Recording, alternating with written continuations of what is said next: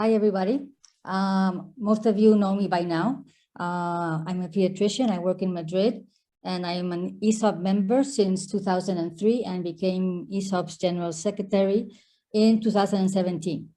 Since then, I've been working elbow with Jeff, and work keeps piling up, but at the same time, it's a lot of fun and I'm learning a lot. And here I find myself today moderating this webinar session.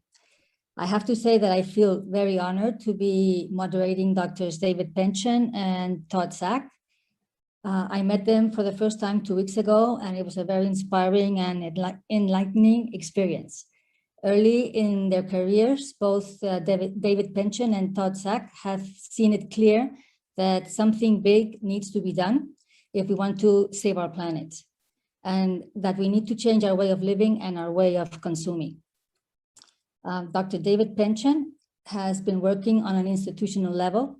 He's a UK trained doctor, and the way he introduced himself the first time I met him was he's an ordinary physician, which is, I thought, was very humble of him to say so. And he led the UK's NHS Sustainable Development Unit in helping fulfill its potential as a leading sustainable and low carbon organization. David Pension has always had a keen interest in sustainability, and he and his team have worked tirelessly to promote the benefits of sustainable healthcare, not only nationally, but also internationally. He was awarded an OBE in the New Year's Honors List 2012 for services to the public health and the NHS. And in 2020 was awarded the BMJ Award, Outstanding Contribution to Health.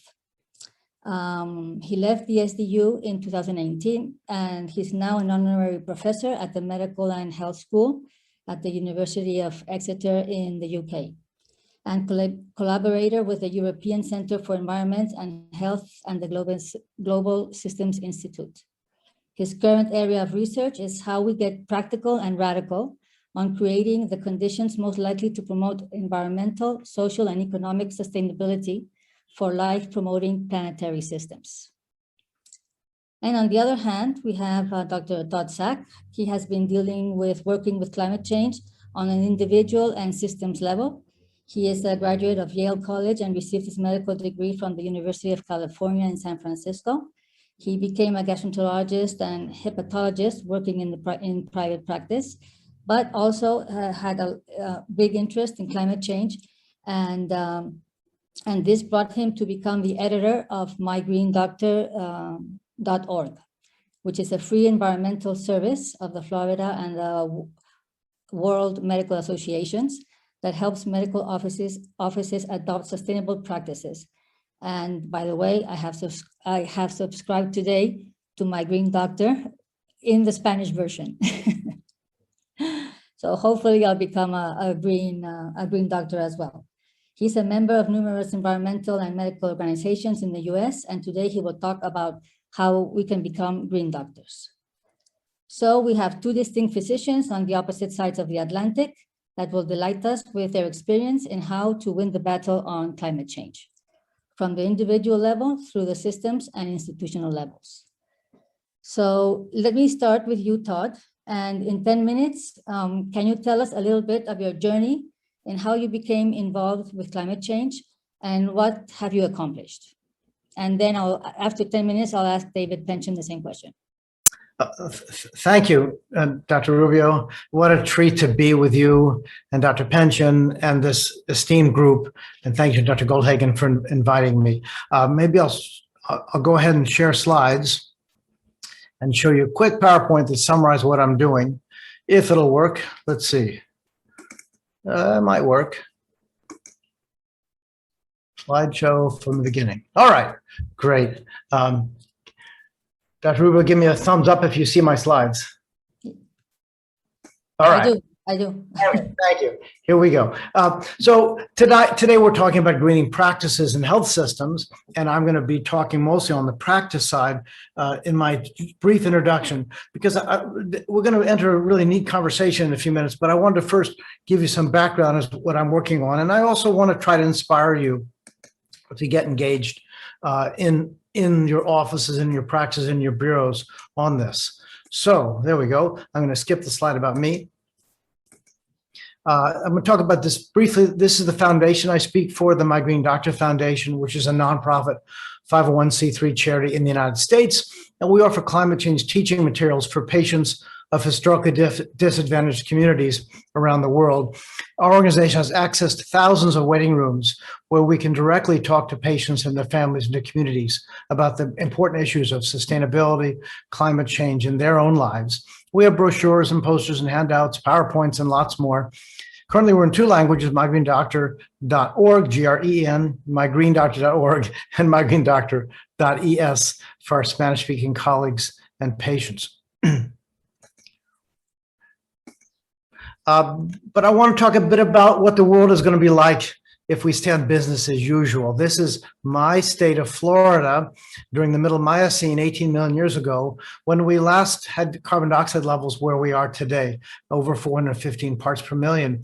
And you see the outline of Florida's current geography, but what will look like when all the glaciers are melted and the seas have risen. There'll be nothing left significant to Florida. And this is what we face around the world. But I want to say it's not just the next century we're worried about. It's also today. This is my town of Jacksonville, Florida, after Hurricane Irma in 2017. And you see these vast areas where thousands of homes of middle class and lower middle class people were flooded.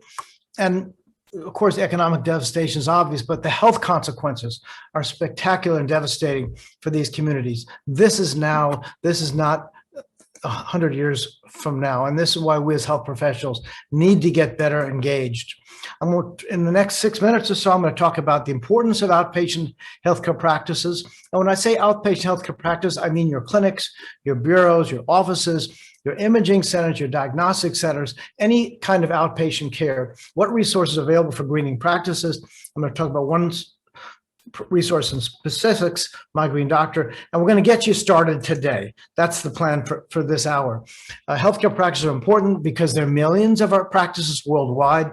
We actually can cause illness. The EPA in the United States tells us that the inside air is dirtier than the outside air commonly because of chemicals and particulates, fungi, ozone, and other materials. We use significant resources, electricity, water, paper, chemicals, and foods as well. Our offices are often high cost and inefficient.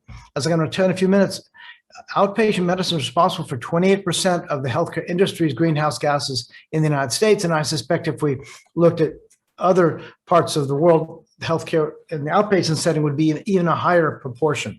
And finally, most importantly, we are important role models for the community.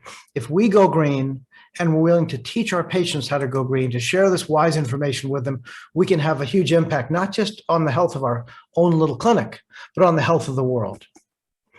This is a slide from a paper that I wrote recently, drawing on Eckelman and Sherman's data from PLOS One in 2016, which looks at the U.S. healthcare's contribution to greenhouse gases by service type. Now, remember that in the United States, healthcare is 10% of America's mammoth greenhouse gas production. We're 10%. Of that, 36% is hospital care, 28% actually is outpatient care. So the role of our clinics or offices is not a trivial contribution to greenhouse gases. We make a difference. And we're also the most trusted portions of our society. This is from a survey in the United States in 2017, asking people who they trust. And right at the top are healthcare professionals, nurses, medical doctors, and pharmacists in the top 5. So we have the authority and the power and the respect to talk to our patients, to talk to our communities about important issues that affect their health, including energy use, water use, chemicals, and climate change. And we can make a difference for them by communicating effectively. Okay, this is a list of resources for greening practices, all free online. I don't have the time to talk about all of them now, but you'll have the PowerPoint to refer to later. My Green Doctor, I'm talking about in a few minutes. Another one I really love is the Royal College of General Practitioners Green Impact for Health, which is a really neat system with great ideas and a great scoring system. And there are others, the American College of Physicians, the British Medical Association, the Pediatric Environmental Health Toolkit in the United States that ACOG offers, and AAP. So these are great resources. Let's talk, though, for about 5 minutes about My Green Doctor This is an online environmental sustainability practice management program. It's available in English and in Spanish. It's used now by thousands of health professionals in 48 states and at least 80 countries. And notably, 12 health professional organizations provide My Green Doctor to their members as a free membership benefit. Participating in My Green Doctor is free for the society and free for the member. So there's really, it's a no-brainer to participate with us. This resource is really useful for any type of outpatient healthcare office or facility. It's easy to use, fully scripted and free. It's comprehensive, science-based, and non-political. And most offices save money in the first month. And for physicians, that's often the hook that gets them to be interested in reading to the second sentence. These are a list of our partners, big organizations like the World Medical Association, the American Academy of Family Physicians, the American Academy of Dermatology, and smaller groups like the Climate Psychiatry Alliance and the Alliance of Nurses for a Healthy Environment. And we'd like one day to see ISOP's logo here if possible. How to use My Green Doctor? We ask anyone, whether you're a big institution or a small practice, to adopt sustainability as a core value for your practice. Talk about sustainability among your peers and your patients, and make it just as important as high-quality patient care and good communication. Register at mygreendoctor.org or .es. Anyone can register. You don't have to be a health professional to register. And when you register, you get a free pledge certificate. Print that up and display it proudly in your waiting room and in your break room.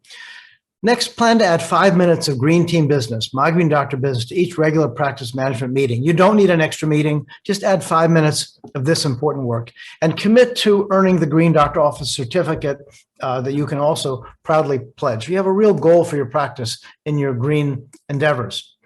We have a meeting by meeting guide that adds just 5 minutes of My Green Doctor business to each regular practice meeting. Each 5-minute session is fully scripted, explains exactly what to say and what to do. There's really nothing for the office manager or you as a lead on this project to study or prepare. And we focus on very slow, steady improvements, little by little. And over a couple of months, you make a really big difference for your office and the environment. Also, we emphasize patient and staff teaching, and we provide all the materials for that in English and Spanish. We encourage discussion and staff involvement. People in the office love to go to these meetings. It really enhances their enjoyment of their place of employment. And we provide a Green Team notes form for easy record keeping. You just print out or mail us the Green Team notes form and you get your certificate. These are some of the solutions that you find at My Green Doctor in our workbooks. We talk a lot about carbon footprint and the energy impact of an office. We talk about measures to save energy with the right appliances and use of those appliances. We talk a lot about chemicals, cleaning products, office products, and standards that are available in the United States and around the world for buying the right chemicals. Recycling, of course, avoiding unnecessary products like styrofoam, and healthy foods, healthy for the patients, healthy for the environment. We have more than 120 topics that we offer for officers to work on, but these are the core subjects. We have lots of teaching materials. Up on the right, you see a poster that we offer. We also have lots of brochures and dozens of teaching tips. And finally, you see our pledge certificate in the lower right that you get just for registering. It's available in any language you'd like. We sent it out already in 10 different languages around the world. So lots of ways to brag about the good work that you're doing, so your patients and your colleagues in the office see the wonderful projects you have underway. Just a moment about educational materials. We have brochures, posters, a tip of the month program, essays, a quality improvement curriculum for medical students, and education courses for professionals. There's a recognition certificate. This is earned by a primary care physician in Maine. And lastly, an example of a success story. This is the Escambia County Health County, 5 offices in the Florida Panhandle. They've been saving energy every month on our program. The bottom line, $14,000 saved annually, 85,000 metric tons of carbon dioxide per year. And 2 years ago, they actually built solar panels for one of their big offices with the money that they'd saved. Okay, lastly, getting you started. Please register today at mygreendoctor.org or .es. It takes 90 seconds. It's free. No password is requested. Next, ask your organizations to participate in My Green Doctor. Send me an email and I'll tell you how it's done. This is good for your organization, great for your practice, and great for your society. And there's some membership benefits that I won't share with you now. Adopt environmental sustainability as a core value. Talk to those leaders in your practice and just to declare to everyone, this is what we do as a practice. This is what we do as an organization. Add 5 minutes of Green Team, My Green Doctor business to each practice planning meeting, and go ahead and earn that Green Doctor Office certificate. You'll be proud, and your patients will be proud of you as well. Thank you very much. Barbara, back to you. Thank you, Todd. That was really, really very interesting. And like I said, I registered just today for the Spanish version. So let's see how it goes, because here in Spain, on the health professional, it is not as well disseminated. You know, the climate change. They don't. Doing something from our level is not really. I haven't seen it around my colleagues and hospital and office. So anyway, so thank you for that. And now we'll go to David Pension, and the same question. Tell us a little bit about your journey and how you became involved in climate change, and what have you accomplished so far, which I think is a lot. Well, thank you very much indeed, Barbara, and thanks, Todd, for that. And so I'll just share a few slides with you before we get into the conversation.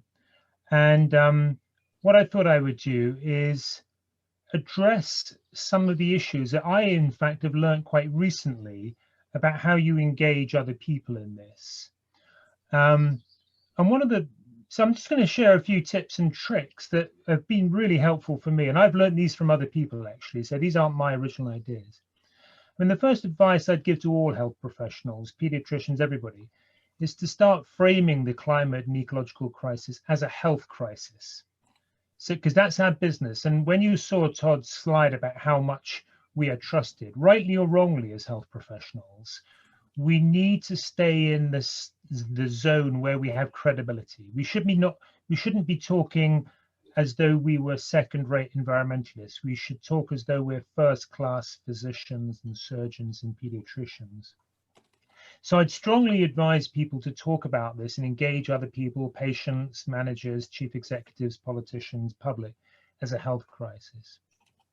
And as you've already heard, we are trusted and we're usually good communicators. So one of the issues about that, and I learned this the hard way, I suppose, is that by saying nothing, by doing nothing, that is dangerous. That is not neutral, it's dangerous.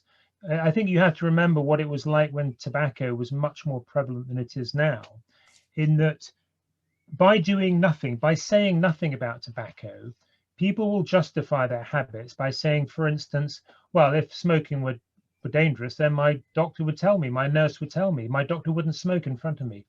Similarly, if we stay silent on climate change, people will learn to believe that if it were a health hazard, if it were a health risk, then doctors would say something. So we should say something.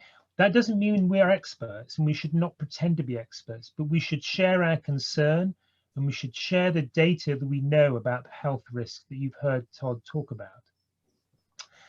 The third thing is, if you work in a big practice or a big hospital, we as health organizations are, in a sense, anchor organizations. We're not going anywhere. We're big.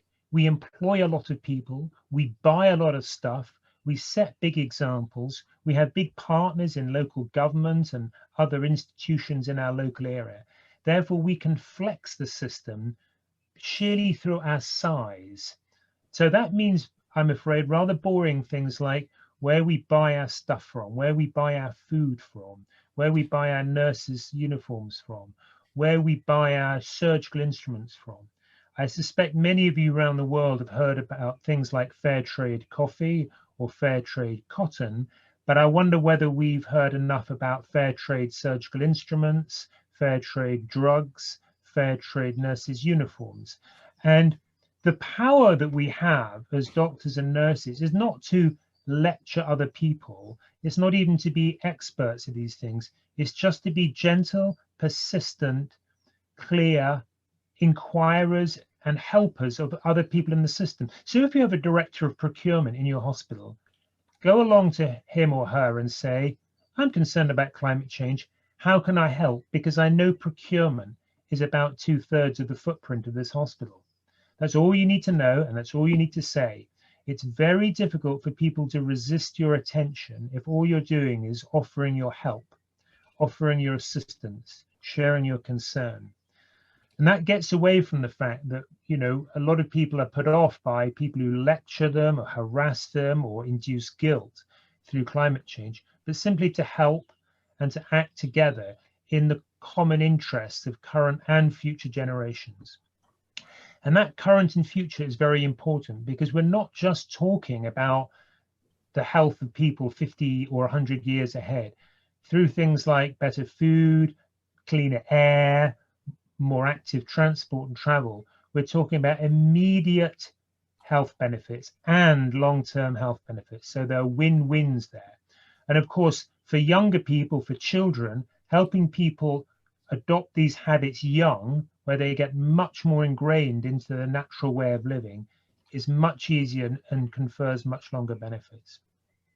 And as we've seen by this wonderful call put together by ESOP, health systems are part of global networks. We can spread our message, we can perpetuate our values much more effectively through the strong and trusted global networks we have that transcend countries, that transcend cultures, that transcend disciplines. So just to remind you that, of course, health is by and large improved by the health and care system, and climate change is bad for both of them.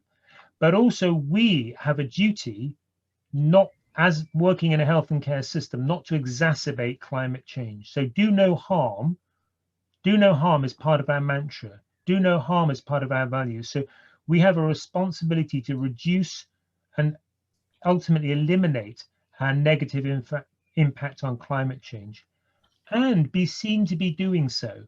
We need to do this visibly, at scale and pace, to show that it's a normal responsibility of every large organization, commercial, public sector, private sector, third sector, government sector. And we, I guess, as health professionals, have a very proud heritage of taking action on everything from tobacco, slavery, abolition, cholera, nuclear proliferation.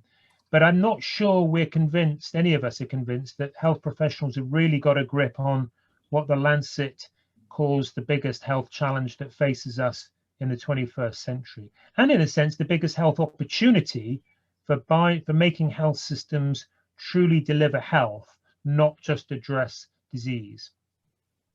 So one of the things we did, Barbara challenged me to say, what are the things you've done in the UK? Well, it may not sound very much, but this used to be the mantra of the NHS in England, high quality care for all, not a bad mantra.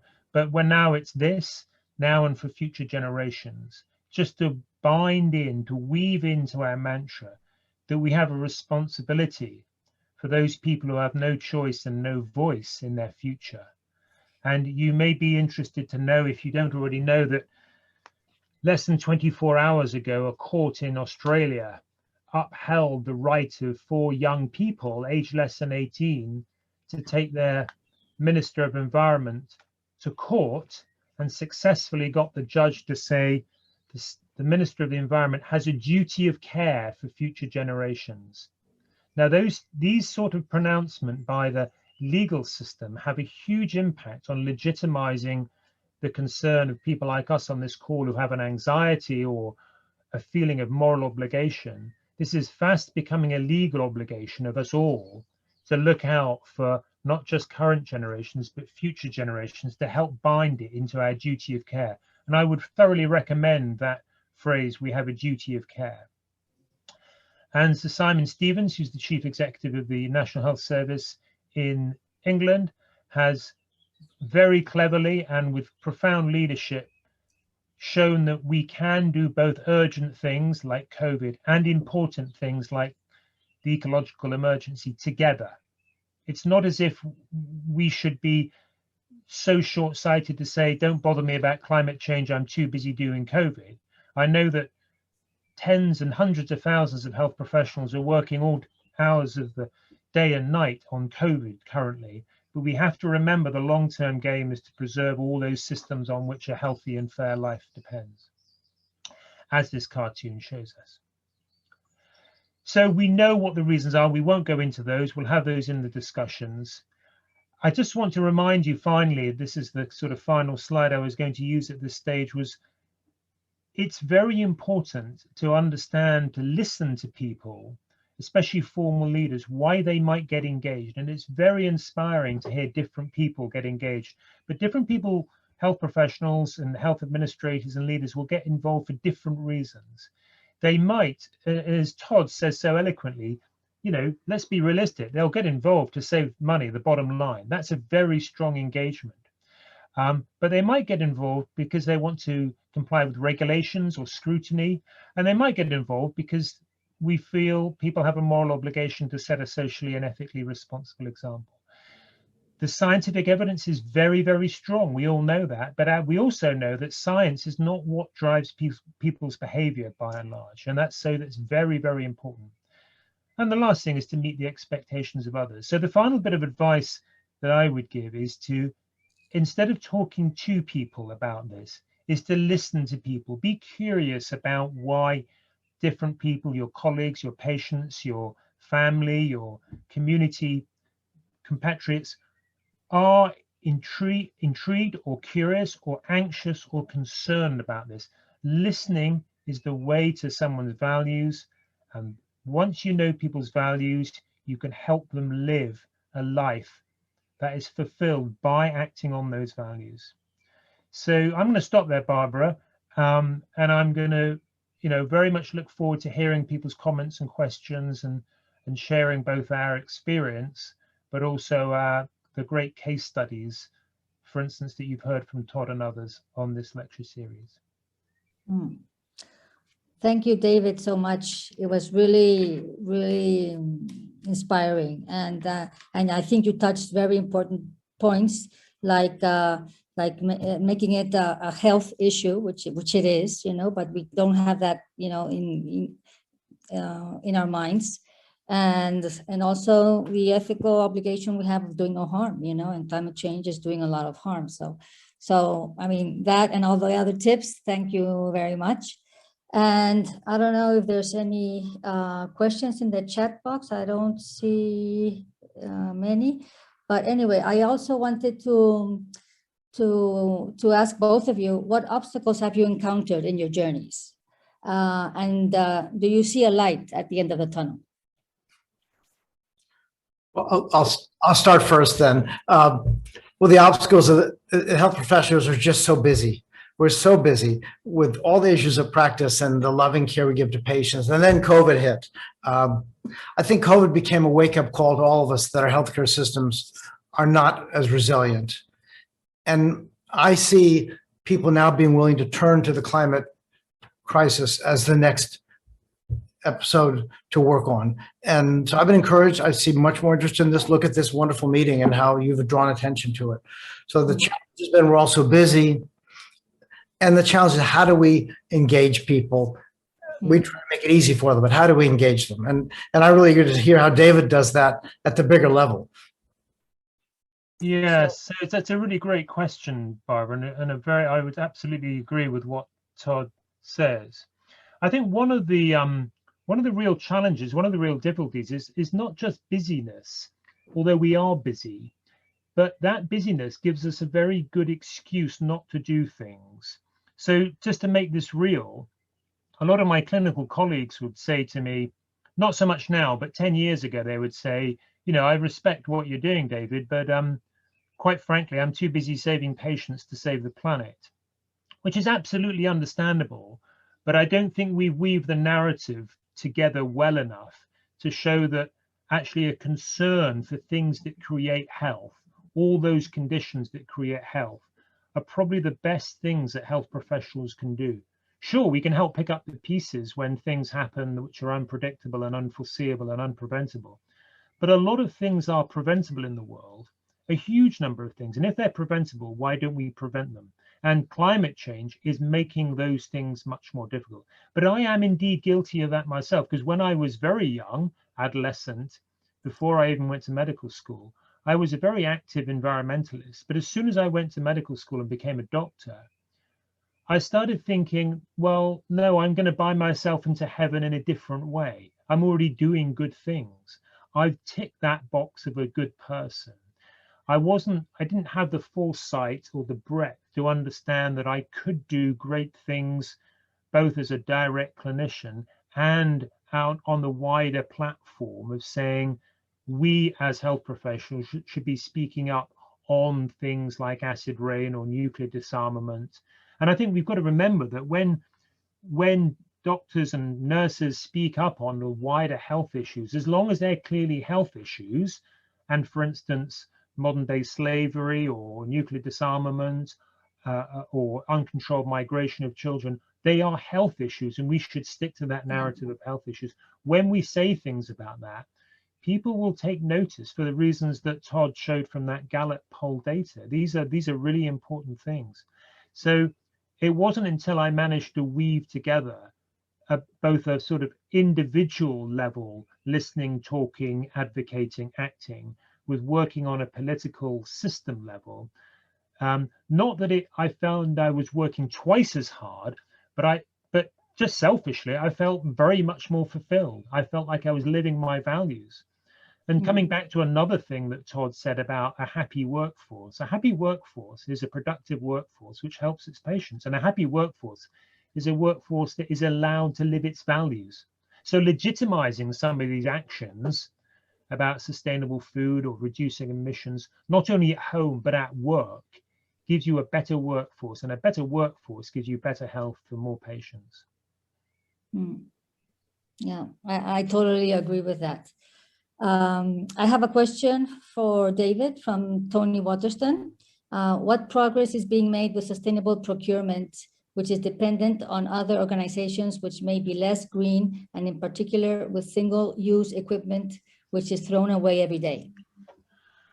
Yeah, well, that's another great question. It's another very practical question as well, because when we first started doing research on procurement, which sounds a rather dry and backroom function, we realized that well over half the footprint of any healthcare system in the world comes from what we buy, the stuff we buy. And that's true in our homes as well, incidentally. It's not just the energy or our travel, it's what we buy. So that's a really important question. Now, one of the things we realized, Tony, about this was that we also thought that how we're going to convince these less than green organizations to make their supply chains and their offers much more sustainable.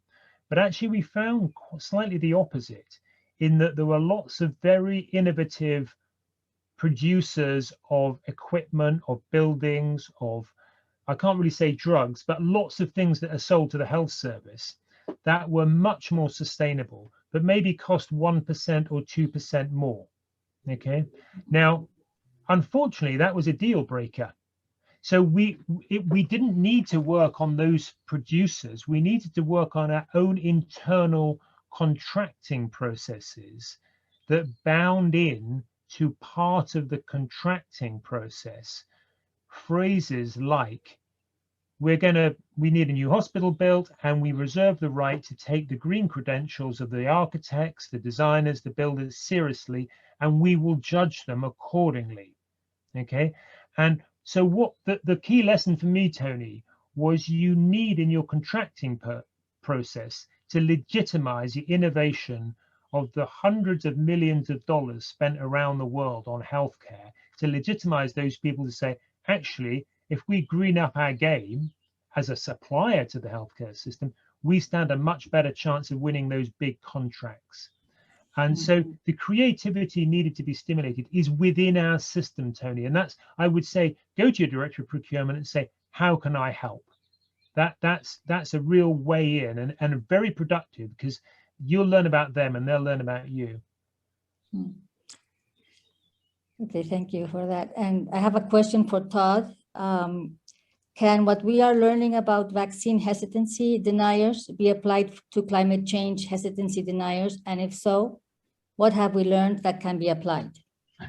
That's a tough question. Yeah, I'm not sure we know what we've learned yet, because it's changing so differently in different communities. In the United States, only 20% of people were going to take the vaccines in September. Now 60% are eager to take it. And the other 40%, who they're probably the Trumpists, may never take it. We don't know. Climate change may function similarly. Public opinion has dramatically changed as a result of people seeing what's going on in the world around them. I think similar to COVID, people saw how terrible the experience was and how beneficial the vaccine was. And now we're seeing all the early adopters turn into having been right. How about in the climate change world? People are now seeing that renewable energy and some of the other solutions to climate change have good impacts. It means real jobs. It means public spending to improve infrastructure. It means improving our healthcare structures to be public health resilient. I think that's going to help as people see that it's really not painful. We're going to get more adopters in the climate change world too. Yeah, I would add to that. I think that's a great answer. The other thing I would say, Barbara, this is advice again I would give, and I've got the scars on my back to show, is that it's very rarely profitable to get into hand-to-hand combat with climate change deniers. It's just wasting your time, really. The bigger prize is to be won not from deniers to helping deniers, is to helping what are called people who disavow. Now, this is a very interesting technical. These are people who don't deny that climate change. They just think it's happening in a different place. It's not happening in their world. They're not responsible for it. They're very happy to believe all the evidence. All of us, probably all of us on this call, have a little bit of disavowal within us. And this comes from the work of another sort of health professional, the psychologist Sally Weintraub and others, about understanding that we do have this capacity, this mental capacity, and it is quite a useful coping capacity for us as human beings to take things which are really quite scary and confusing and difficult for us to do and put them in a separate box in our head and protect ourselves in the sense that there's only so much truth we can hold without cracking. And that ability of human beings to disavow, to put it in a separate box, to say, yes, I am worried that it's happening. I agree that it's happening. I believe the evidence is happening, but I'm still going to fly, make my flights, weekly to Barcelona from England to my second home. It's that ability to live with contradictory material that in a sense is much more dangerous than a few sort of wacky deniers. So don't let yourself get diverted. Yeah, you're right. Yeah, definitely. I think, and you're right. We all do that. I mean, I do that too, and but the more you hear about it, the more you say, well, we have to do something about it. I mean, all these webinar series are helping in that matter, I think, a lot. Yeah. And I have a question from Nick Spencer to Todd also. Your presentation specified a focus on disadvantaged communities. How has your work addressed these communities which may find it more difficult to respond to green advice? Yeah, thank you. So Migrant Doctor is used by thousands of practitioners from all sorts of backgrounds, but we created this year a foundation to specifically raise money to be able to print and mail educational materials to at-risk communities, poor communities. So if you do work in a clinic in a poor community, please email me and we'll put you on our list to send you materials. Because we want to really prepare those communities that are at risk for flooding, the effects of great storms, for heat emergencies, pollution emergencies, so that they're better prepared than they are now. There's another thing to say about poor communities, which I only learned, and I was very surprised by and very gratified by, in a sense, that, well, firstly, there needs to be a lot of recompensation from wealthy communities, wealthy countries that have, by and large, done more to contribute to the climate crisis. And there's a supreme planetary irony that those who've done least are suffering most. I mean, we have, that's probably our strongest ethical card to play about this is simply not right. But there's a slight beneficial flip side to this, in that it's not just about, the white man helping the black man, or whatever ghastly phrase is used. A lot of the most inspiring action for a climate safe future is actually coming from poorer communities in the world. And this is because people who live in poorer communities know what it's like to live on the edge. They know that if they don't become climate resilient, they know that if they don't get their renewable energy system in, their children will not be able to learn in the evenings. If the crop fails, their children stand a chance of dying. So in many ways, there's learning in every direction. There's learning there's a lot of lessons we could learn, and a lot of poorer countries in the world are leapfrogging. We are slightly addicted to our high carbon habits in the north and the west. What you find is, for instance, in Africa, where there's no grid there's no national grid developing, we're going straight from no electricity to renewable electricity, and those are the sorts of that's the sort of scale and pace that we need in the north and the west and the wealthy and the so-called developed countries, is to understand that this is not a few LEDs and a few bike tracks. This is a revolution for survival in the social, economic, and environmental systems we live in. Yeah, it is a social revolution. Yeah. There's a comment in the chat box. As clinicians from Simon Lenton, as clinicians, we need to think about how we deliver clinical care. For example, pathways to ensure all the parts are in place and working well together to achieve equitable, effective, and efficient care that is good for people and the planet. Yeah, I think Simon's point is very well made. I mean, if the question, and a lot of people have this very question, what's the best thing I can do as a nurse or a doctor? The best thing you can do initially is to practice high quality medicine. You know, don't over-treat, don't over-investigate, focus on prevention where you can. I mean, people often come to me and say, you know, the builders come and say, we want to build a really big sustainable hospital.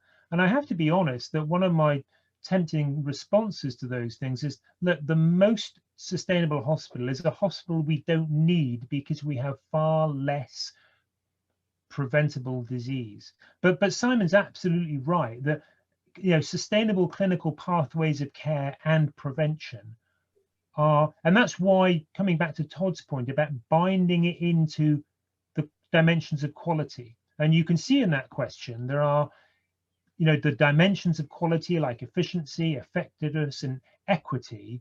Sustainability, which is not knowingly screwing up the future just to, you know, feather our own nest today, should be a dimension of quality. And it's gratifying to see Royal Colleges and institutions writing in sustainability as a dimension of quality. So anybody in any sort of leadership position or institutional position can pose that, can make that proposal to their colleagues to saying, I'm not sure what sustainability really means. I'm not a climate change expert, but I really believe we should have this as a dimension of quality. It's one of the most powerful things I've seen people do. Yes, and there's another comment from Simon, which I missed before. Need to embed long-term thinking into everyday decision-making, especially within politics and policies. Wales has a minister for future generations. And there's the web address is mentioned there. Quick comment. Sure. I was really stunned and thrilled to think that a country has a Home Minister for future generations. How exciting, and congratulations to Wales.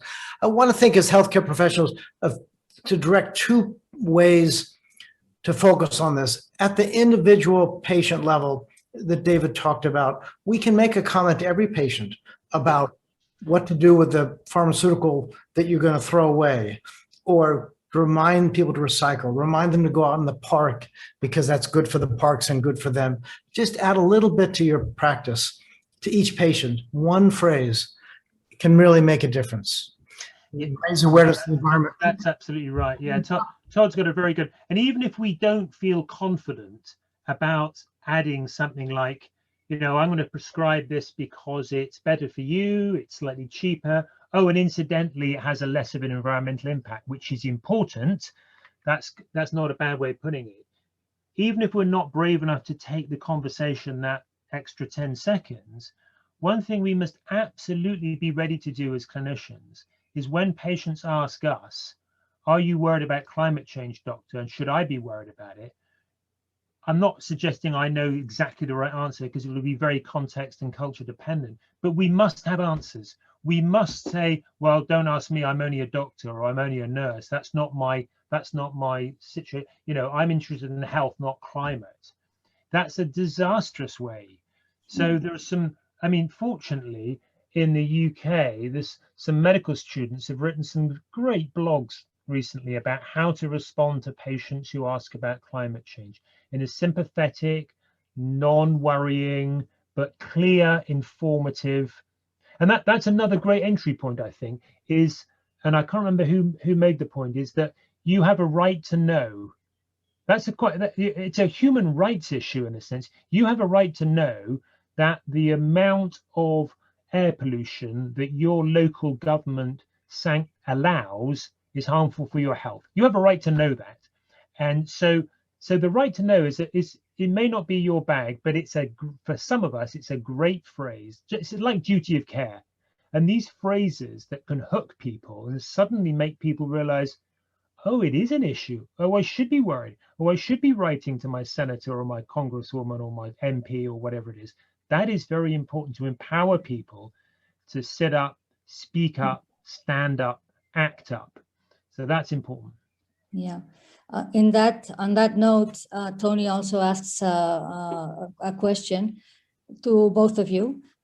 Are doctors and health professionals doing enough to bring to government the urgency of the health crisis caused by global heating? Do you have any examples?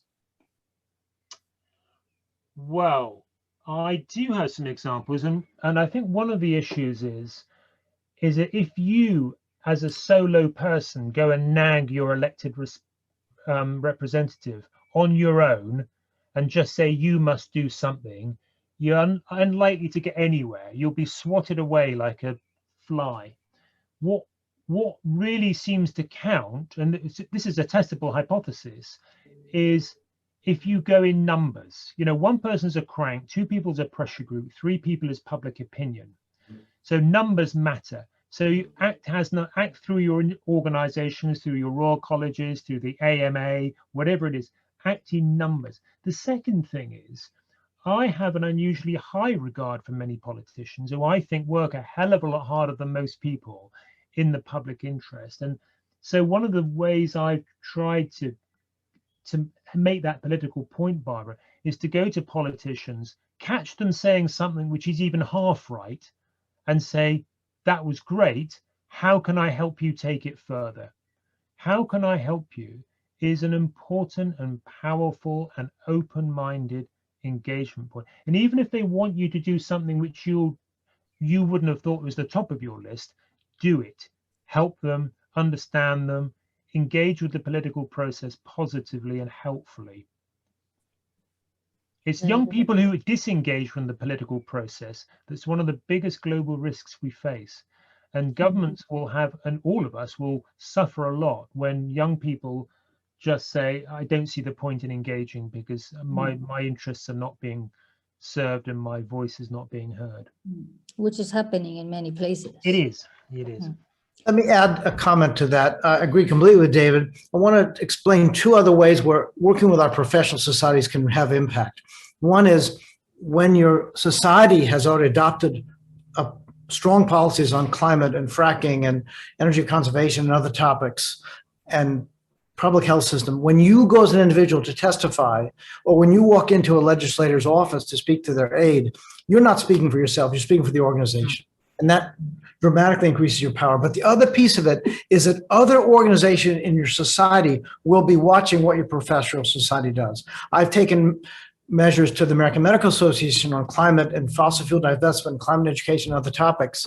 And I see other environmental groups, other social groups referencing the American Medical Association and the House of Medicine in their work. So we're actually empowering other groups when we have our own organizations speak on these important topics. So don't discount the power of your specialist society, your local medical society. There really is power there by them having a voice. Yeah, that's a great point, especially at that point one that Todd expounded there, which is it's sometimes more powerful not to say to a politician, I'm worried about climate change, but to say, my organization, which represents 65,000 pediatricians around the world, is very concerned. I know when we did the work about 10 years ago in the NHS in England, Barbara, one of the things which was very important was I would find myself in a politician's office or a senior civil servant's office, and they would say to me, so you think we ought to do this? To which my response was, no, not me. I only did the research. We asked 1,000 hospitals. We asked 10,000, clinicians, and the response we got was the highest response rate to any NHS voluntary survey ever done, that this is important and affects the health of current future generations. It's not my voice. I'm merely the messenger. I'm merely the principal investigator in the research that is elicited this strength of feeling, this commitment to action. It's up to you to decide how we make best use of this. Well, Barbara, I have a question I've been dying to ask David. Could I? Sure, of course. I was stunned and quite jealous that you have a national health system with a sustainable development unit, and you've been directing it for 10 years. Do you see England's dedication as a unique example, or do you have suggestions on how we in other countries can replicate your model for national leadership on sustainable healthcare? Yeah, I mean, it's a good question. I'm not entirely sure how we were so lucky. I think it was we were what I would call highly opportunistic. So we'd been trying for some years at a local level, at an individual level, to get action going. And in 2008, this is why I take national legislation like the well-being of future generations very seriously. National legislation suddenly came upon the statute books in the name of the Climate Change Act. And every government department, Todd, looked at each other and said, what should we be doing? And not me, but one of my colleagues said, well, the NHS needs to step up to the mark and not only do its bit, but actually lead and be a public sector exemplar. And as soon as I caught him doing that, I said, what a fantastic idea. I've been trying to do this. And I said, I'll help you in any way I can. What do you want me to do? I'll drop everything. I'll go anywhere. I'll speak to anybody. And we were very lucky. I mean, in that sense. The second thing we were very lucky in is another very perceptive leader said, don't set it up within government. Don't set it up in the Department of Health, too centralized, too bureaucratic, too process.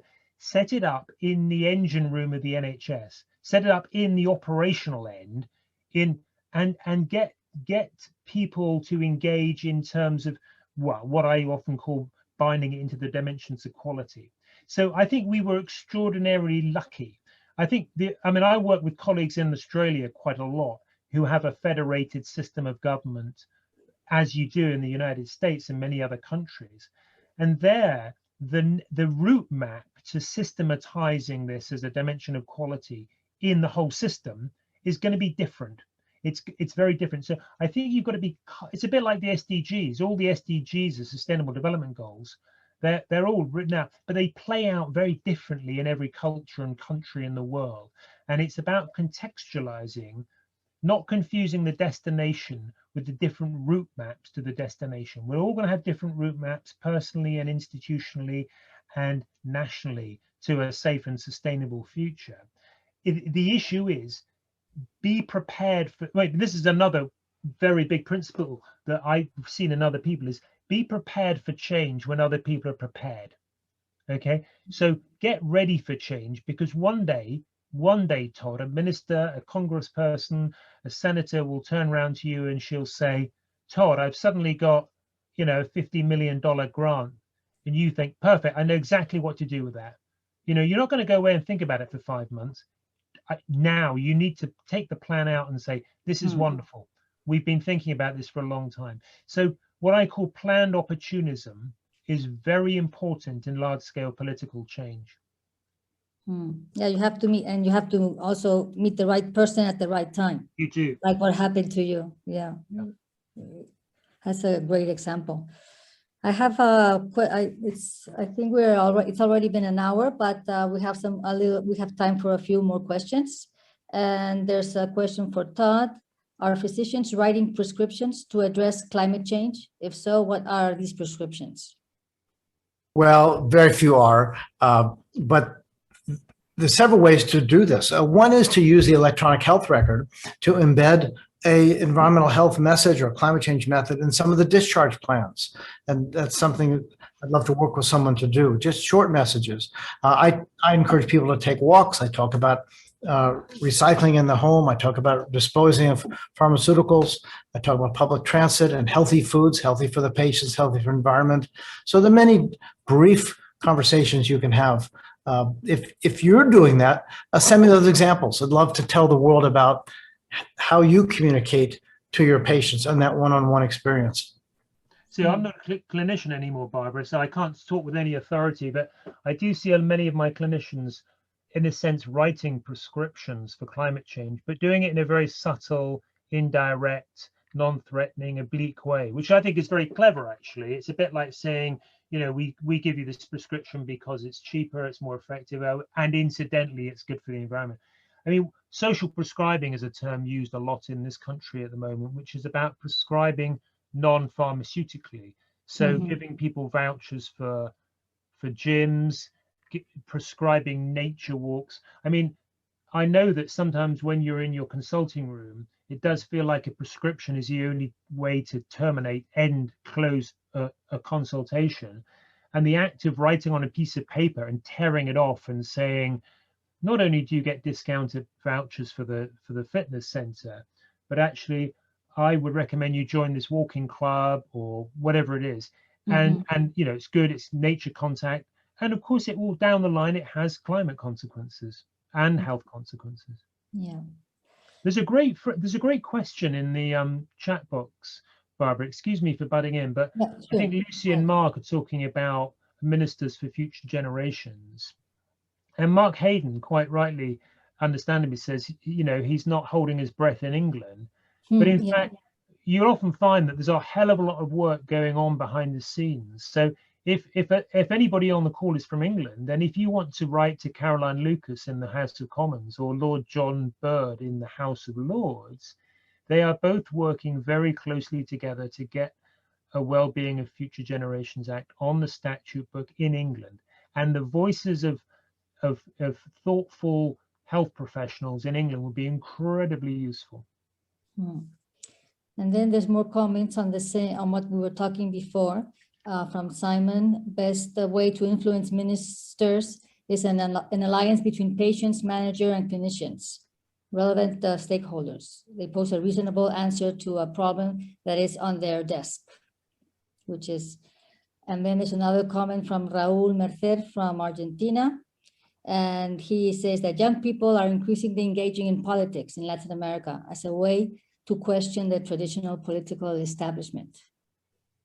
So that's also, I think there's a lot of... Yeah, I mean, I think it's pediatricians and people who are specialists with, you know, people who are younger. Anybody aged less than 40 has a much stronger moral authority to talk on this. You know, right down to, you know, people who would say, how dare you as an older generation speak on our behalf? And that it's very difficult to deny the fact that the best possible advice and the worst possible advice is not to be aged less than 40. Now, if you're aged less than 40, you have real reason to worry, big time. And that gives you much more moral authority to say, as our young friend and colleague from Sweden would say, how dare you? How dare you as politicians treat us as voiceless people? We are not. We have agency, we have voice. And when young people get together and address the UN, address Davos, you know, World Economic Forum, they have a voice that we don't.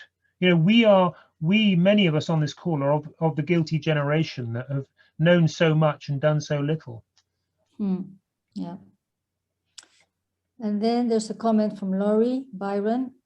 In the States, frequently the local medical society is more important than the national medical societies. as the local ones are constituents. And this especially holds with conservative politicians. So that's with regards to what we were talking about before, how to make a difference. And well, I think we can round it up now.